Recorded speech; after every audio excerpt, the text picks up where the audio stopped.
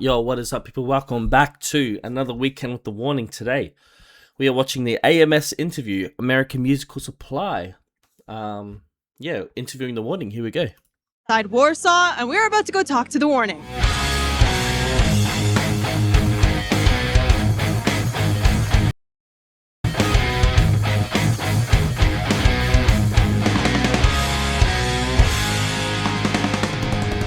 Hi, guys. Hi. So nice. Also, shout out to AMS, by the way, for this interview. Go give them a subscribe, give them a follow, give them a like. To meet you.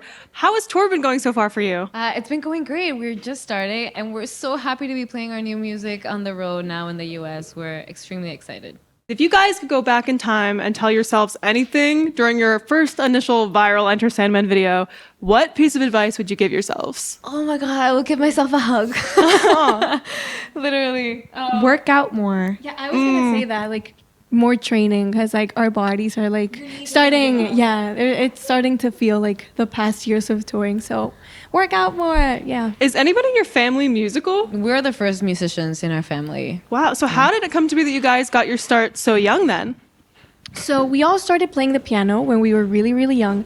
But it wasn't until our parents got us the video game, The Rock Band. I mean, we always listened to music in our house. Our parents are big music lovers. But it wasn't until they got us a video game that, I mean, Danny and Pao used to play all the time. I was very young, so I love to watch them play. You know, it's funny, as I'm not going to call myself a seasoned warning fan, but just as a reactor who has been reacting for, I think it's coming up to a year soon of reacting to the warning. I think it's been like 7 months, but you kind of, the thing is it's almost as if they have a set answers for specific questions, you know.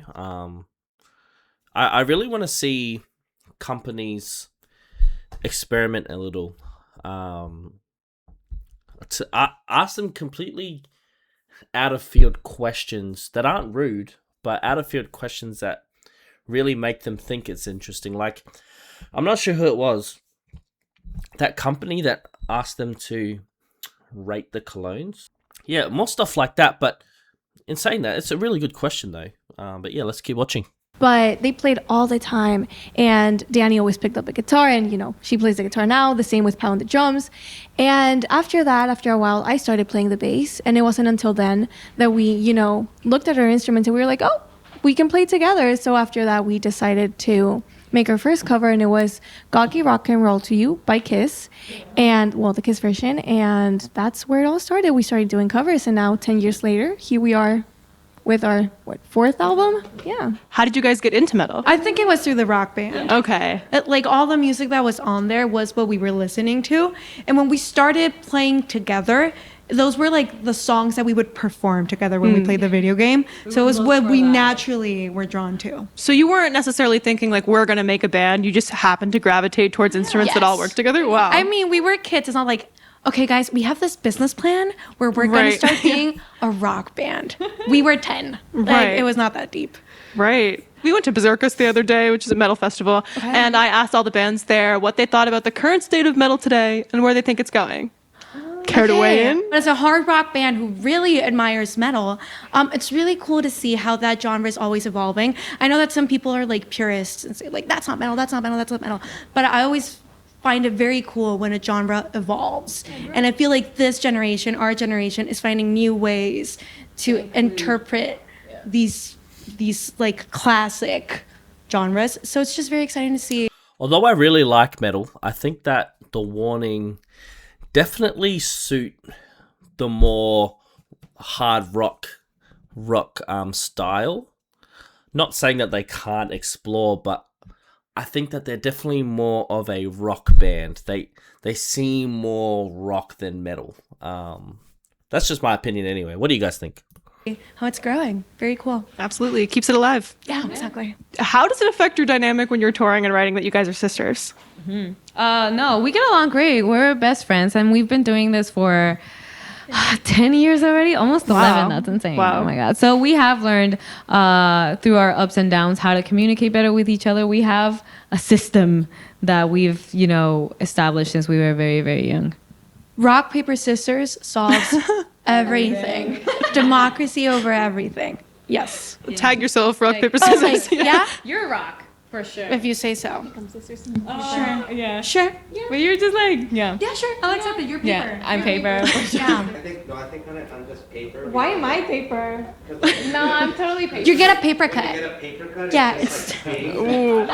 You're like Be like a paper cut. undercover. And I thought of a paper cut, and I thought, Okay. So I'm scissors. Now you have it. Favorite pieces of gear that you like to use when you perform?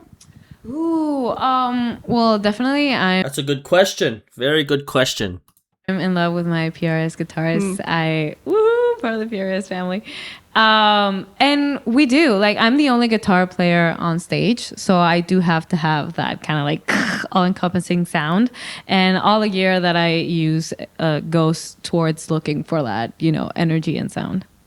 I will say the unsung hero of touring is the kick block.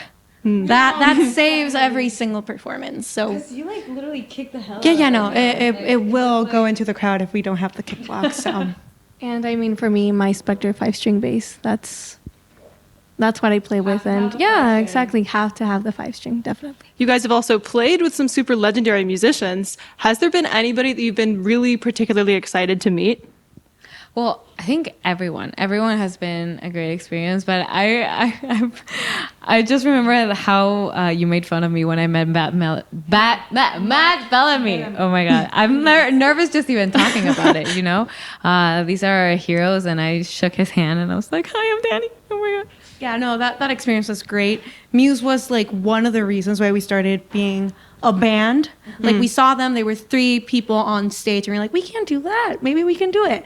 And then like touring with them, not only in Mexico, but them inviting us over to Europe with them was a huge thing for us. And to have been able to meet them and share stories with them and just grow from this experience was an absolute honor. Yeah. Wow. If you would like to go and watch the original interview, head over to American Musical Supply. I'm just going to stop it there today. Just out of respect for AMS. I know I don't have to, but if you want to go watch the full interview, go watch it on there. Now, if you're watching this, you probably have already watched the interview. So thank you for joining me. But I'll see you guys again for more Weekends with the Warning.